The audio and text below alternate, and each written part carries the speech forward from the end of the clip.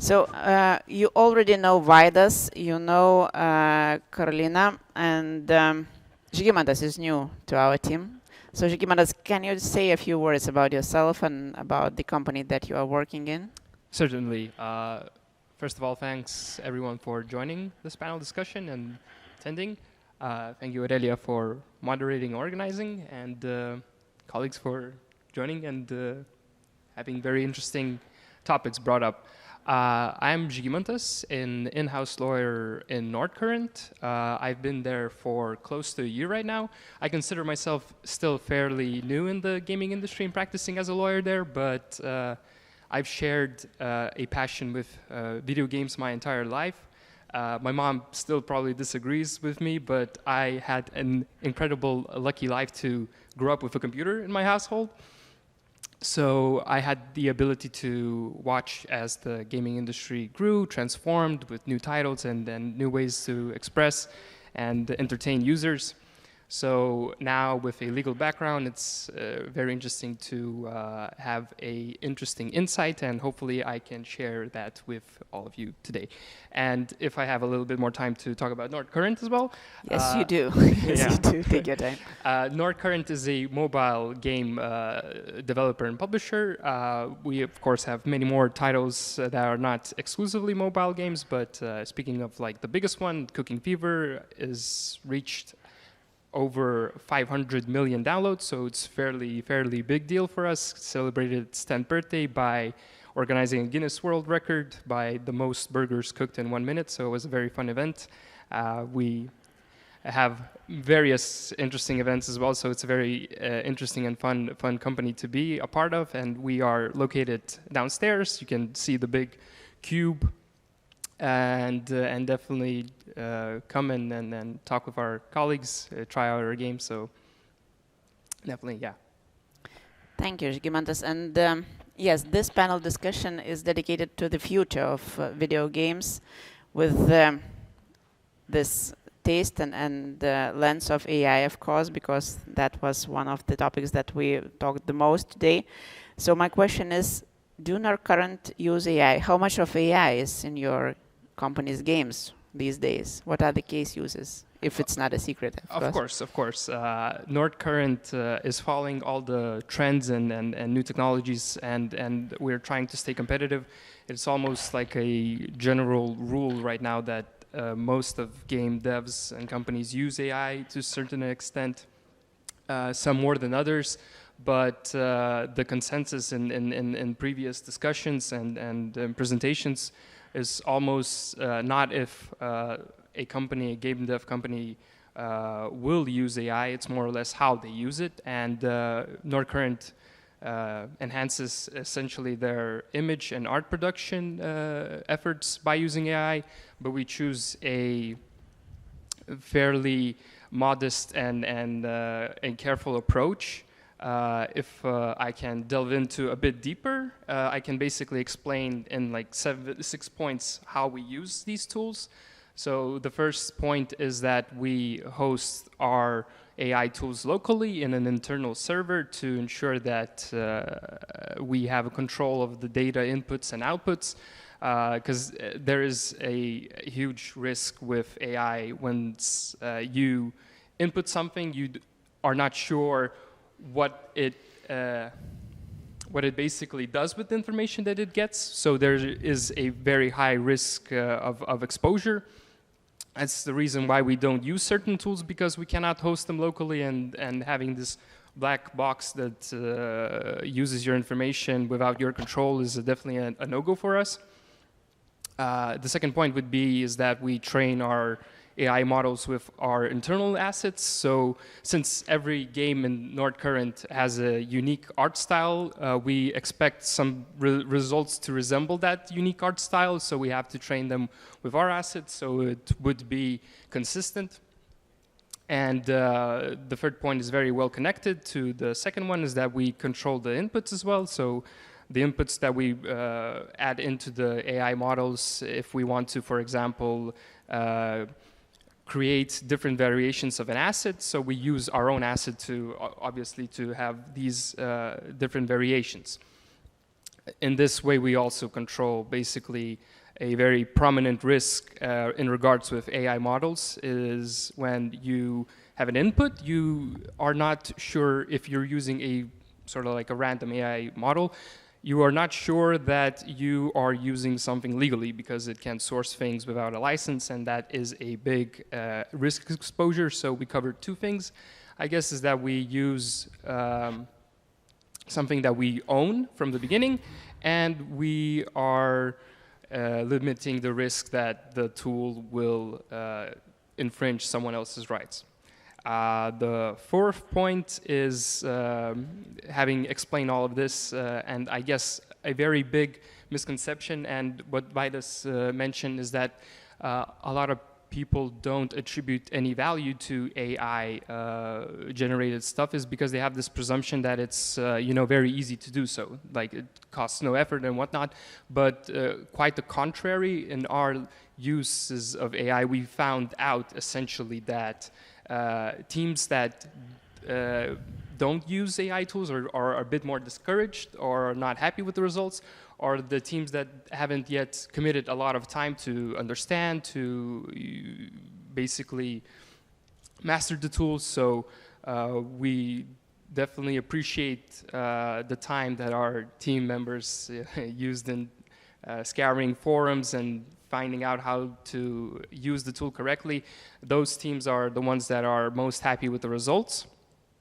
And of course, a very important point as well, and it was addressed in a previous presentation, is that even in these circumstances where you have an AI model that you train with your internal assets, you put your inputs and everything seems that it belongs to the right holder, that is the one that is creating the prompt. There's still legal questions. Do you own the generated image, essentially? So we use a lot of human oversight, is that meaning that we basically have a generated output, but we still do a lot of tweaking. Our artists make sure that everything is more or less alongside our art form, art style, and in that sense add a little bit more creative input so that the generated thing from the AI is ours to own. So we try to cover that basis as well, basically, regarding these technical and legal nuances that AI still have. And the last one basically is that, and speaking about creativity, is that when we talk about AI, we emphasize the word tool. It is something that is not going to replace artists, but basically make their work a little bit more efficient. Our usage basically helps artists to cut down on the technical amounts of their work, and they are free to pursue more creative aspects of the project. An explanation for this could be in like a case where an artist is asked to create an asset, and he is not only asked to create a asset per se, but different variations of the same asset. And AI helps to cut down and minimize that workload so that the artist could work on creating the best asset, essentially. So he or she has more options and more time to actually put creative effort into it. So yeah, in conclusion, I just want to say this overarching point, or I guess one of my philosophies is that AI is a tool that is used not to replace skills or replace people, but enhance their abilities to work and create great things. So yeah. Thanks, Yugima. That's an impressive job for you as a lawyer, because you've managed to secure quite a safe use of AI in your company. Yes, and I think that it really resonates with what we were talking about previously about the rule book for safe use of AI tools. So the fact that you're keeping all the images of all of the data inside is really assures that all the IP stays with your company and is in fact safe. Yeah, just one point of clarification. My colleagues and the sort of project leaders of AI, they are the ones that made sure of this. I overviewed and seen, and I was pretty happy with what's being currently done. What so you need to do is I just to write it down. That's it. I don't want to take credit for it. Of course, incredible team. It's very fun as a lawyer to delve into something super complicated with many minefields and issues, and having a very productive talk with colleagues that share your view and understand it, and it's awesome. And I try to reciprocate the respect by taking interest on what they do, and it's a very difficult job, and I try to make it as easy as possible. I have to intermit and just trip a little bit. The thing is that you can train your model in-house, but you always train only the top layer. You always use the pre-trained models that all the stable diffusions, etc., that you will not be capable of doing that yourself. So what company does is they take already pre-trained model on billions of images before, then they put on a top layer of their own images, and then, I'm not a specialist in law, but then you're still using the pre-trained model on billions of images, and then you train only the top layer to be able to produce the art style you want. But without these billions and billions of images that the model was trained, the model couldn't do anything. That is what a presenter, Dori, I think, mentioned, exactly that even if you input a lot of material, it's still working on the backbone of, sure. Yeah, exactly. So, well, what we do is still, we have created these art styles and art forms or assets beforehand, and we try our best to present that input to the AI model, so it would basically more or less copy it to our own liking. So even if there is a theoretical, like, copyright infringement, it is very minimalized in this instance, because there is nothing that looks quite like it. Okay. Exactly, yeah. Okay. So I think that because just by looking, you can say it's not a copyright infringement, because it just it looks doesn't in our represent, style, yeah, exactly. yeah. It doesn't represent any other. Even art styles are not even protected, but it just doesn't look like any other copyrighted work, essentially. If I may add something here, it's with this new technology that we are still like learning how it works. It's impossible to be fully compliant, I guess, and you just try to be as compliant as it is possible in nowadays, but it's never full compliance. Yeah, definitely. I would be able to say that we are 100% compliant, because nobody who is using AI, or no one who's actually making art, with teams, drawing everything individually, could also say that they're 100% compliant, because copyright is such a dynamic and vast field, is that you can never be sure. So yeah. So you can even probably make a very good case that by using very cleverly and attentively crafted imprompts that have those like negative imprompts, what you don't want into the into. And then you show it in the case, right? In the court of law, we really tried not to be able, not to be similar to that, and that. And yeah. I think that you can make a pretty good case that maybe AI tools can be used to avoid copyright infringement. Maybe take an analogy of how airplanes work. I'm not looking. I'm not looking. Yeah, you can try adding to the prompt, mention that do not infringe any IP exactly, rights. Yeah. Okay. Yes, just as Dori said that we were thinking about new profession, the prompt designers, and now we don't need this new profession because AI does it instead of us. Yeah, that was the funniest part of the presentation when I heard that there's a prompt generator for prompts for AI. Yeah, so we should include in our prompt generation processes that the sentence that you should not infringe the IP rights. Vaidas, as understood, AI is not taking your job yet, right? No. what is your perspective here? How do you see it? Does it help you? It's a co-pilot to you? Yeah, for sure. For sure. I've been interested in AI since I learned about like programming when I was a child, more or less, like else, if and else statements. It was like AI. It's really interesting, like machine can think. So I've been. I'm coming from humanities, right? I'm not like a programmer. So I'm interested in the history of technology, of how technology evolved and how it works. So AI is amazing. It's very interesting to see what happened. I could not believe that this happened in my lifetime. I always dreamed about that. It's like maybe we will reach this stage where we are really, really near. Like, does anyone of you know Turing test? Yeah, Turing test. So I was not like expecting that, but Turing test is a test thought of by a British scientist, Alan Turing, in late, probably just post-World War II era. And the idea is how to understand if what you are interacting with is a computer. So you would chat with it, you would chat with that computer, and if it passes the Turing test, it means that you do not understand if it's a person or a computer.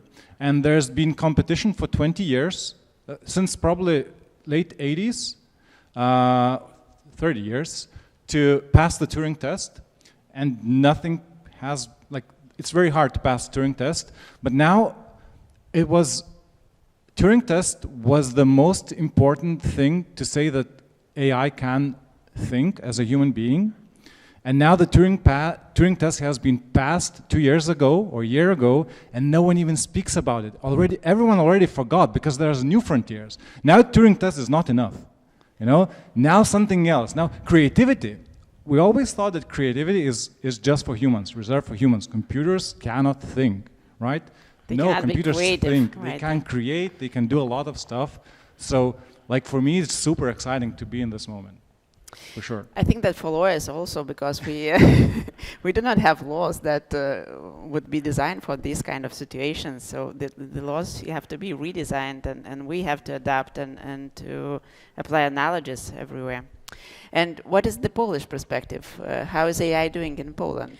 So in Poland, AI systems are developing quite rapidly right now, and I believe that over 30% of the market participants are already using AI in their normal work and in their in their ongoing activities, I believe. And even I found a study saying that that over 50% of managers are using AI in like running their companies on a daily basis. So that is something really important. I believe in Poland there are some sectors which are really resilient to the introduction of the AI. First of all, construction sectors where the AI application for now, I believe it's not that it's not spreading that rapidly, but I believe that the Polish market is really important market in the world. I believe that Poland is on the list of the top companies in Europe that are using AI solutions and AI systems. So I believe that it will be the strength will be kept for the next few years.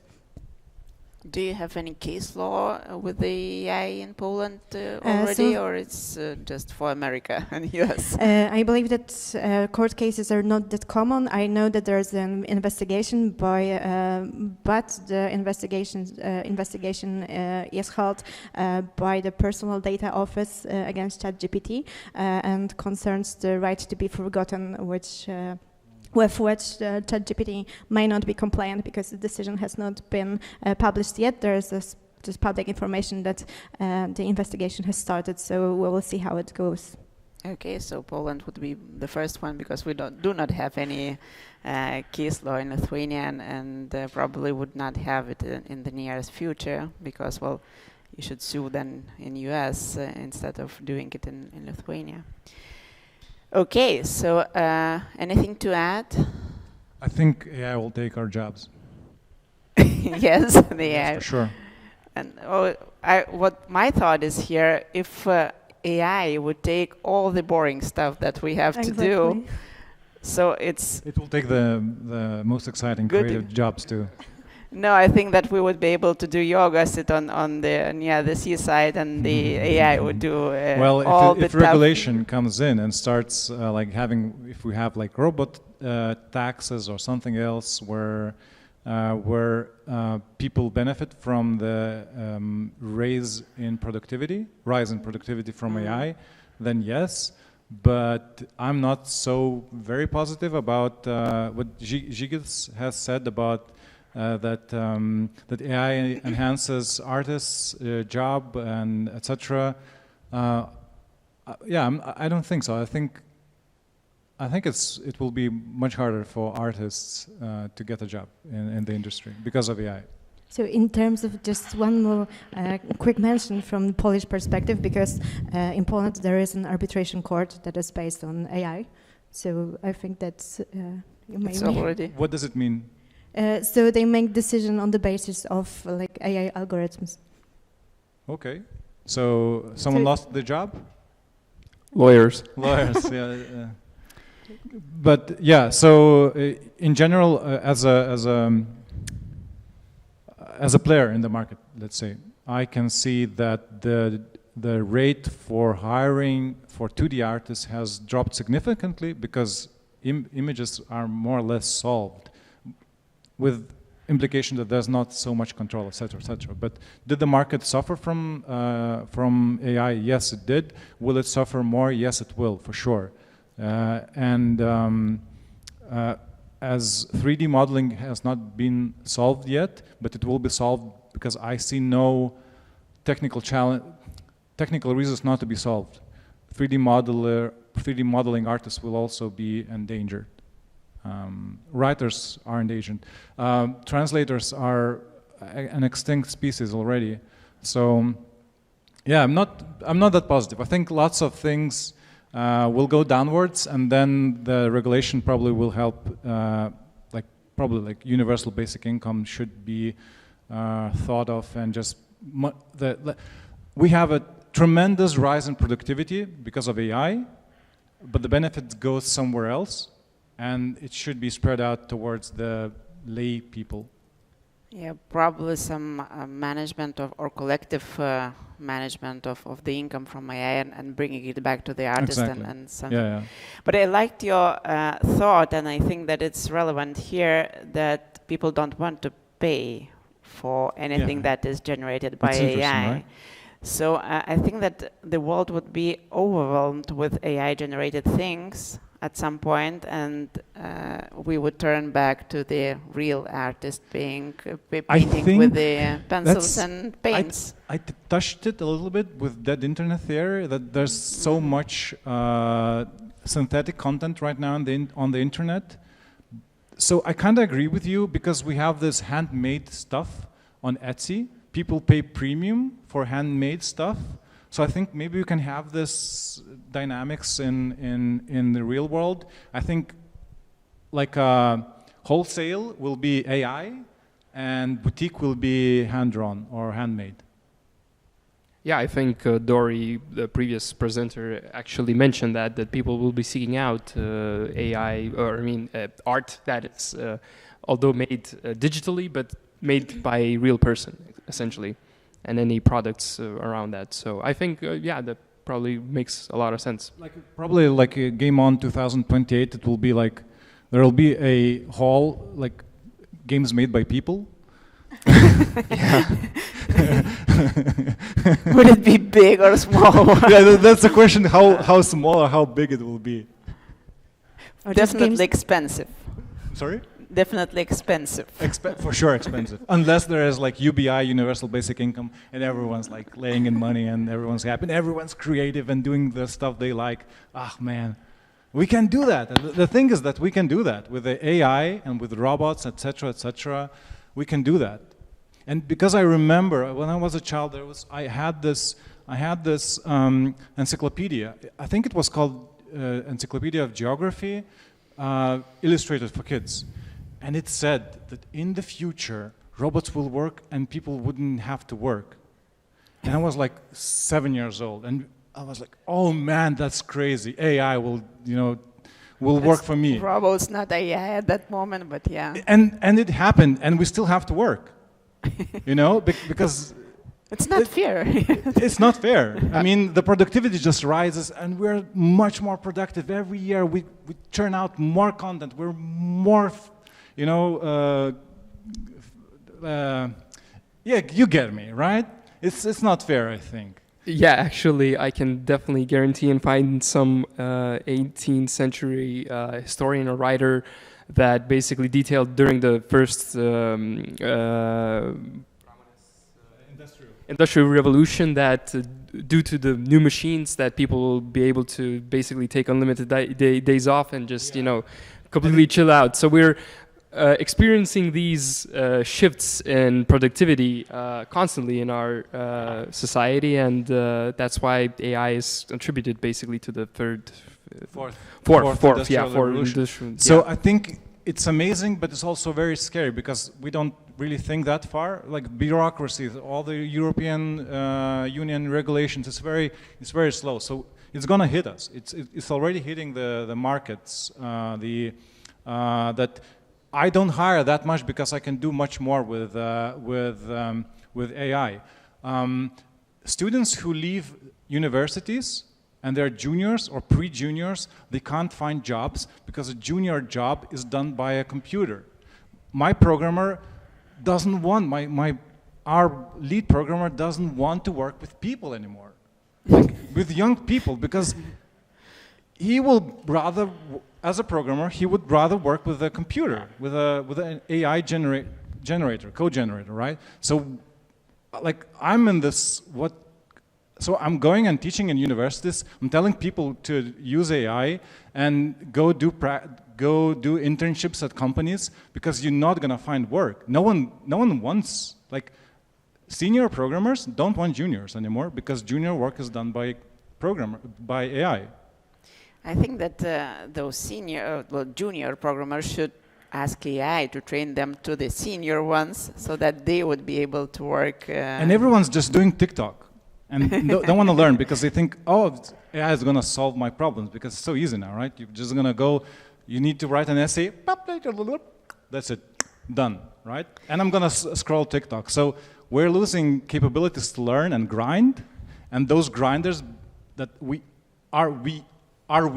the generation that was before, we learned how to learn. We now are expert in some field, and there's big gap now, really, for sure. Believe me, there's a super big gap. Juniors will not find work in the industry because it's being replaced by AI. My own perspective. I'm turning back to lawyers. And what is your personal opinion? Does the regulation help us here, or does it slow down the progress and we would lose the battle with China? So I think that for now the regulations are harmless for us because the road to the implementation is so long that in the meantime the market has the possibility to grow without them. So I believe that all the companies that are involved in the market right now are doing everything they could in order to implement the most important solution before the regulations will enter into force. So the European Union has given them a lot of time to do so. So I believe that by the time regulation comes, they will be prepared. Okay. And yeah, I definitely agree. The market moves way too fast, and we have to find solutions ourselves to be the most possible way compliant with the current regulation landscape we have. And it's hard to say what kind of regulation awaits us in terms of copyright and AI. We just recently witnessed the approval of the regulation of the directive of AI, the first body of law that seeks to regulate AI, but unfortunately it does not touch any of the matters of copyright ownership and what efforts or how AI models basically change or operate in copyright, I guess.